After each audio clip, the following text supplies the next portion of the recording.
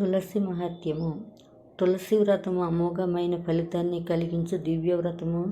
తులసి దళమునందు పుష్కర తీర్థము, గంగా నది అని పుణ్యనదుల పవిత్ర ఉదకాలు. శ్రీమన్నారాయణుడు సమస్తమైన దేవతలు అందు నివసిస్తుంటారు.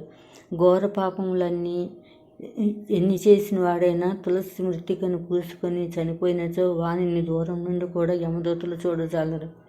కేశవుని గాని శివుని గాని తులసి గుత్తులతో పూజించినంత పునర్జన్మ కలగదు. కార్తీక మాసంలో 1,00,000 తులసీదళ వ్రతమును ఆచరించి శ్రీహరిని పూజించే వారికి సమస్త సంపదలు సమకూరును. తులసిని స్థాపించటం వలన, స్పృశించటం వలన, పెంచినందువలన, తులసిని గూర్చి చదివిన, తెలుసుకున్న మనోవాకాయ కర్మలచే ఆచరించిన సకల పాపములు హరిస్తాయి.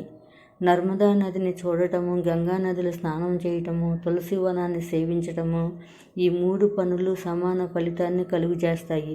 తులసి వనాన్ని స్థాపించు వారి సమస్త పాపాలు హరించును. ఇష్టకామ్య సిద్ధి కలుగుతుంది.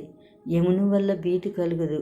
యజ్ఞాలు, యాగాలు, పూజలు, వ్రతాలు సమస్తము కార్తీక మాసంలో చేయుట వలన రెట్టించిన పుణ్యాన్ని కలుగజేస్తాయి. తీర్థయాత్రలు దేహాన్ని, మనస్సును పునీతం చేస్తాయి. వీటి వల్ల కలుగు పుణ్యఫలం అనంతం.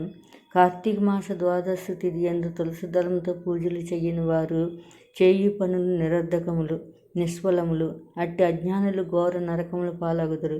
తులసి దర్శనము కలుగని వారు ఆ సమయమునకు విష్ణు భక్తుని పూజించవలను. అట్లనొచ్చుట ప్రథమమగును. నారాయణ సన్నిహితుడగు భక్తుడు విప్రుడు శ్రీమన్నారాయణంశ సంభూతులగుట వలన వారిని పూజించుట పుణ్యప్రదం.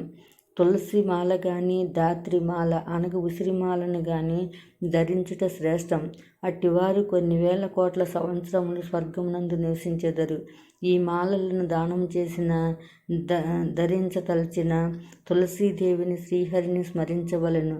సమస్త పుణ్యాలను కలుగజేసి సర్వ పాపాలను హరించును ఈ తులసీదళం.